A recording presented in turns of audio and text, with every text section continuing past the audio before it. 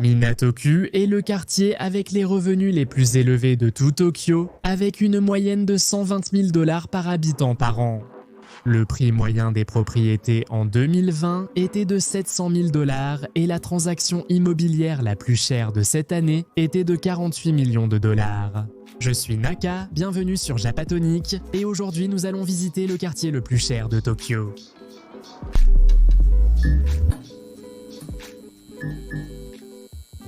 Selon la zone de Minato, le prix du terrain par mètre carré peut atteindre jusqu'à 48 000 $. Mais pour quelles raisons ces terres sont-elles si chères? D'abord, nous avons le palais impérial à proximité. La résidence impériale est également dans ce quartier, pas loin du palais. Après la Seconde Guerre mondiale, les bases militaires, l'ambassade et le consulat américain se sont installés tout près et à la suite, d'autres ambassades se sont également installées autour. Voilà comment l'emplacement de la tour de Tokyo a été choisi. Il fallait une antenne couvrant une plus grande distance que celle qui existait jusque-là.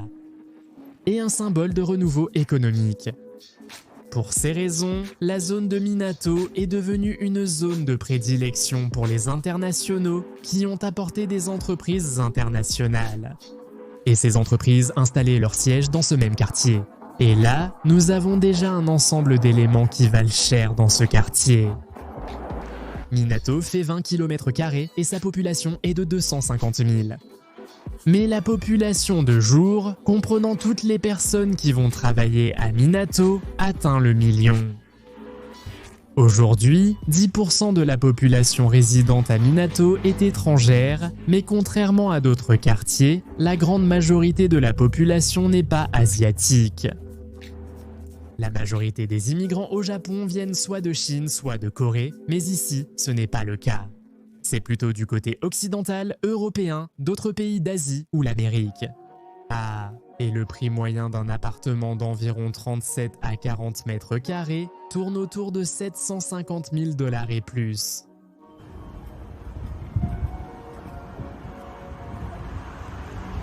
C'est un de ces clubs privés où on vient habillé de sa robe Chanel. Eh bien, maintenant nous allons nous diriger vers la zone d'Azabu, celle où se concentrent les ambassades. Des maisons qui valent cher, des gens très riches qui y vivent, avec des voitures de luxe et toutes ces choses, ce qui nous rend jaloux parce que nous sommes pauvres. Ici, nous avons une vue panoramique depuis Motoyabu, le spot où l'on peut voir les bâtiments les plus importants de la zone de Minato. Ici, par exemple, nous avons des immeubles avec des appartements qui, eh bien, vous savez, ne sont que des immeubles, mais ce sont les appartements les plus chers de Minato. Nous avons le Roppongi Hills, ce bâtiment gigantesque, qui est le bâtiment le plus représentatif de ce qu'est Minato Roppongi. C'est un bâtiment de shopping, de bureaux et de logements. Ce bâtiment noir là-bas est situé dans des zones un peu inférieures, mais en réalité, il est plus haut qu'il n'y paraît d'ici. L'un des propriétaires est une des plus grandes agences d'immobilière japonaises, qui détient aussi le Ritz, l'un des hôtels les plus chers au monde. Ensuite, nous avons encore des bâtiments de bureaux, nous avons la tour de Tokyo, et ici le Moto Azabu Hills, qui est l'un des buildings les plus anciens, disons, de Minato, l'un des premiers gratte-ciel. C'est l'un des plus chers, importants et symboliques de la région. Parce que, bien sûr, avec sa forme, on se rend compte que c'est une zone majeure. C'est le seul bâtiment de Minato-ku qui a une vue à 360 degrés.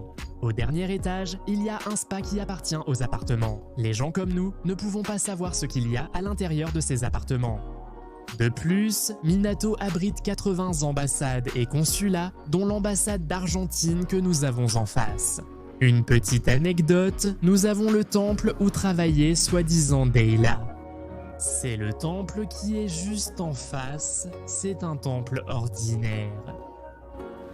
Ici, nous sommes dans un supermarché. Par exemple, il y a des choses que dans mon quartier je trouve pour $1, comme l'avocat, et ici ça coûte 4 $. Ce que je trouve pour $1, d'accord, ils sont peut-être 20% plus petits, mais quand même ça coûte $1. Ici, ça coûte 4 fois plus cher. Non, je peux même parfois le trouver pour $1,50, et ici, ça en coûte 4. Le sac de mandarine coûte 7 $. Je peux en avoir pour 5 $. Plus ou moins, ananas coupé, 6 $. Je peux obtenir ceci pour moitié moins cher dans mon quartier. Non, les prix sont vraiment différents. Le navet coûte 3,50 $. On peut en avoir pour 2 $, les prix sont fous, ici rien à voir. Je ne me souviens pas combien c'était à Shinjuku, mais ces 4 tomates coûtent 5 $. Un peu plus de 5 $. Je pense qu'à Shinjuku, j'avais environ 6-7 tomates pour 4 $. 4 $. Ce panier de tomates est très bon marché. Et près de l'ambassade d'Argentine, nous avons l'école Nishimachi International School, qui est une école privée bilingue, l'une des plus grandes de Tokyo. Pour pouvoir intégrer cette école, les enfants doivent passer des entretiens avec des professeurs et leurs parents. Et même, enfin, les enfants peuvent entrer tant que les parents peuvent payer l'école. Mais l'exigence minimale, c'est que l'enfant soit bilingue, pas qu'il sache plus ou moins parler anglais, mais qu'il sache parler aussi bien l'anglais que le japonais. Dans cette école viennent les enfants de politiciens, de célébrités et tout. L'ambassade d'Espagne, qui est, je ne sais pas. Mais elle très belle. L'ambassade de Suède. Ceci est le Azabu Garden, et cet immeuble, dont le loyer est le moins cher du coin, coûte 7 000 $ par mois. De ce côté, nous avons un parc ordinaire. Et de l'autre côté de la rue, nous avons un terrain de tennis qui fait partie du parc. Maintenant, ici, nous avons le terrain de sport d'Azabu, où il y a des terrains de tennis. Mais ceux-ci sont réservés aux membres, et ceux-ci sont publics, ils sont gratuits, à la disposition du public. Les terrains de tennis de l'État, pour ainsi dire. Ah, et bien sûr, un terrain de baseball public aussi. Eh bien, ce n'est pas quelque chose de rare dans une ville en général, mais bon, c'est un petit détail. Et maintenant, nous sommes dans la zone d'Asabu-Juban, la rue commerçante pour les gens du quartier, mais ici, pas de grands centres commerciaux. Disons que c'est la zone de shopping et de magasins locaux avec des produits de la région. On peut trouver quelques exceptions, mais elles sont rares. Eh bien, un McDonald's et un Tully's Coffee, mais il y a beaucoup de petites boutiques locales. Et ici, il y a toujours des voitures très luxueuses garées. Des magasins de produits naturels, des confitures biologiques et toutes ces choses. C'est bien. Bon, c'est très chic. En soi, la zone n'est pas extraordinaire, il n'y a pas non plus des magasins de Vuitton, Chanel ou de marques de luxe, ni rien de ce type. Ces magasins de luxe se concentrent plutôt à la limite entre Minato et Shibuya, dans la zone d'Omotesando. Mais je ne voulais pas vous le montrer aujourd'hui car c'était un peu triché. L'ensemble est réparti en deux entre Minato et Shibuya. Mais oui, on y trouve des magasins et de très grosses infrastructures commerciales. Les sièges des principales boutiques de Vuitton, Chanel, Hugo Boss, et je ne sais pas combien d'autres, toutes ces marques que je n'achète pas et que je ne vais pas acheter. Ah, mais c'est la zone où vivaient les filles de Sailor Moon. Se garer ici pendant 10 minutes coûte 5 $, mais, le maximum par heure est de 20 $. Le prix standard dépend de la zone. Ailleurs, on peut trouver toute la journée, 24 heures pour 20 $, et ici, 1 heure coûte 20 $. Il y en a d'autres qui n'ont pas de limite de prix maximum pour une journée. Mais même ainsi, eh bien, cela peut devenir sans limite. 10 $ de l'heure, et bien sûr, si tu te gares pendant 5 heures, cela fait 50 $. Prenons cet exemple. Il n'a pas de limite, de plafond ou de prix maximum. 10 minutes coûtent 4 $, soit 26 $ de l'heure. Garer la voiture pour 10 heures coûte 260 $. C'est de la folie. 2 x 3 avec 50, non? C'est peut-être cher, mais tous les appartements à Minato ne sont pas luxueux. Nous sommes ici, par exemple, dans un studio où vit un ami, et c'est un appartement dont le loyer coûte 650 $. En soi, pour Tokyo, ce n'est pas un loyer cher pour un studio. Bien que l'on puisse dire que dans d'autres zones, pour le même prix, on pourrait louer un peu plus grand. Et la surface totale ici n'est que de 17 mètres carrés, pas plus. Il y a une fenêtre, pas de balcon, c'est une salle de bain avec douche, une kitchenette et c'est tout. Et idéal pour le minimalisme. Et aussi pour la vue.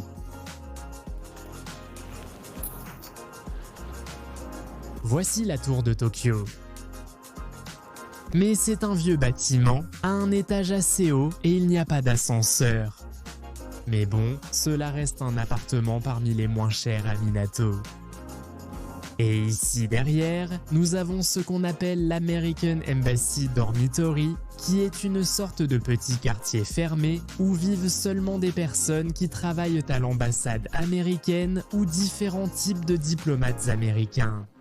À environ 1 km de ce côté, nous avons une base militaire américaine et de l'autre côté, à moins d'1 kilomètre, nous avons l'ambassade des États-Unis.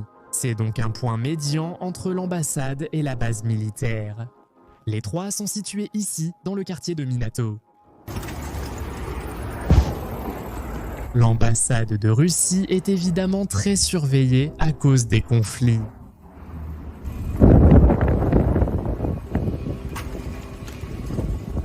Plein de bus de police.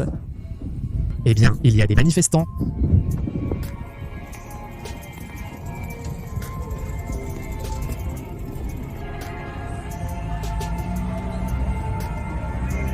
Et si vous vous posez la question, oui, il y a aussi des danshi à Minato, ce que j'ai évoqué précédemment.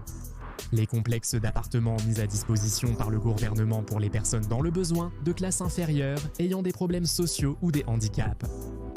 C'est le seul que nous avons trouvé dans la zone principale de Minato. Il y a en effet un danshi qui est sur le point d'être démoli dans une zone encore plus riche. Cela a été fait pour une question de contraste. C'est pour ça qu'ils vont démolir le bâtiment. De plus, on ne peut pas accéder à l'endroit et tout est fermé parce qu'ils vont bientôt démolir les bâtiments.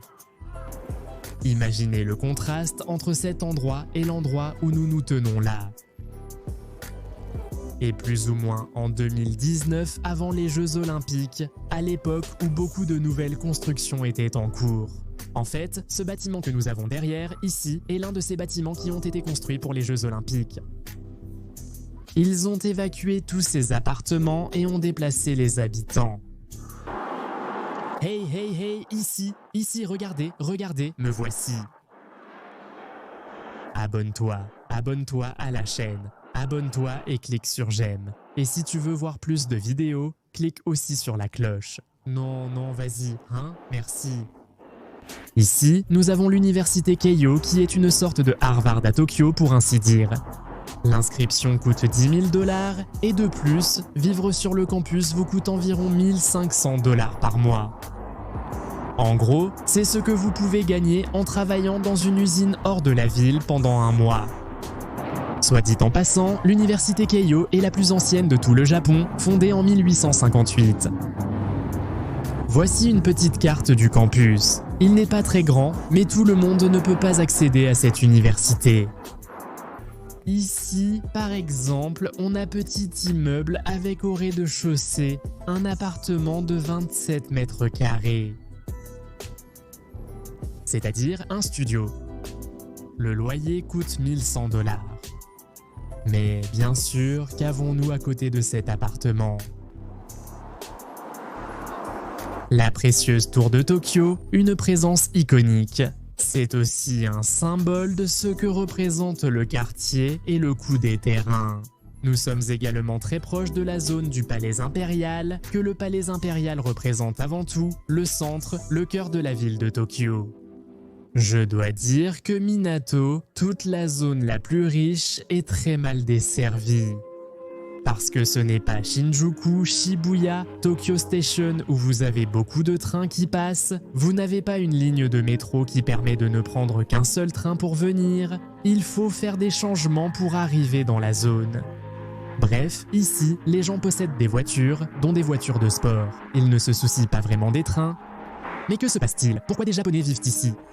Minato est un quartier de standing, ainsi un Japonais vivant ici peut avoir le sentiment que son statut est plus élevé. parce qu'on associe toujours l'environnement étranger à un statut plus élevé, surtout quand on parle d'étrangers américains ou peut-être européens. Maintenant, la zone la plus populaire de Minato, si on parle de Minato avant de prononcer Minato, on dit Roppongi. Roppongi est le quartier nocturne le plus festif de Tokyo. On pourrait dire, disons que parmi les étrangers, la zone la plus célèbre en ce qui concerne la vie nocturne, c'est Roppongi. C'est vrai, moi par exemple, je vais plus souvent à Shinjuku ou Shibuya, mais il est très courant parmi les étrangers d'aller Roppongi pour faire la fête. Roppongi est la zone avec la plus grande concentration de clubs. Et nous avons des clubs ordinaires, ainsi que des clubs latinos, qui sont très populaires parmi les latinos qui viennent également dans cette zone. Eh bien, ici par exemple, nous avons un immeuble de club où chaque étage est, disons, une piste de danse. Mais bon, il est encore tôt et donc ils sont encore fermés, bien que, en raison de la pandémie, certains ne tournent peut-être même pas actuellement. Ici, nous en avons d'autres, bien que certains puissent être des clubs, mais certains sont aussi plus des bars thématiques, avec une musique spécifique, bars de hip-hop. Ces lieux sont à moitié club, à moitié bar. C'est l'un des clubs les plus célèbres de la région, un club tout à fait ordinaire. Mais ce qui le rend célèbre, c'est que l'entrée coûte 10 $, il y a de la nourriture et des boissons gratuites et il est ouvert 7 jours sur 7. Je n'apprécie pas vraiment Roppongi, je préfère de loin Shibuya et Shinjuku, comme je l'ai dit précédemment. Mais bon, c'est ici que beaucoup de gens viennent pour interagir avec d'autres étrangers, pour danser, pour boire et pour trouver des endroits bon marché, comme le Shumanji. Disons. C'est-à-dire, même si c'est une zone d'argent, c'est une zone de divertissement. Les jeunes peuvent aussi venir et se promener dans le coin. C'est ça, c'est un quartier proche pour les étrangers et il y a des endroits pas chers pour les étrangers. Je ne sais pas, les enfants de gens riches par ici, ils viennent pour s'amuser. Et les gens des environs de Tokyo, ils viennent aussi s'amuser par ici. Mais il y a aussi des clubs de haut standing. Celui-ci n'est pas exactement un club de haut standing, mais nous avons des clubs burlesques où il y a des spectacles burlesques, mais nous avons aussi des endroits de haut standing. Là, cet endroit est fermé, mais Tantra est aussi un club important de spectacles burlesques et c'est un endroit vraiment très cher. Et prochainement, nous verrons plus en détail le fonctionnement de ces lieux, alors abonnez-vous si vous ne l'avez pas encore fait. Minato-ku est le quartier riche, c'est plus ou moins le quartier le plus cher. Maintenant, est-ce le quartier où se trouvent les maisons les plus grandes et tout ça? Et non, en réalité ce n'est pas le cas. Les maisons les plus grandes de Tokyo ne se trouvent pas dans le quartier de Minato, on pourrait plutôt les trouver dans le quartier d'Anshofu, mais bon, c'est un peu éloigné. Mais c'est une zone où beaucoup de millionnaires choisissent de s'installer pour avoir une maison dans un quartier calme, lorsqu'ils n'ont pas besoin de vivre proche du centre de Tokyo. On trouve là-bas des maisons ultra chères. Cela ne signifie évidemment pas qu'on n'en trouve pas à Minato. Mais à mon avis, le coin avec le plus de maisons très chères est plutôt en dehors de Tokyo. Mais bon, j'espère que vous avez appris des choses dans la vidéo d'aujourd'hui. On se voit la prochaine fois. Salutations à toi, ta famille, ton animal et ton voisin ennuyeux. Merci Lottie pour ton aide aujourd'hui.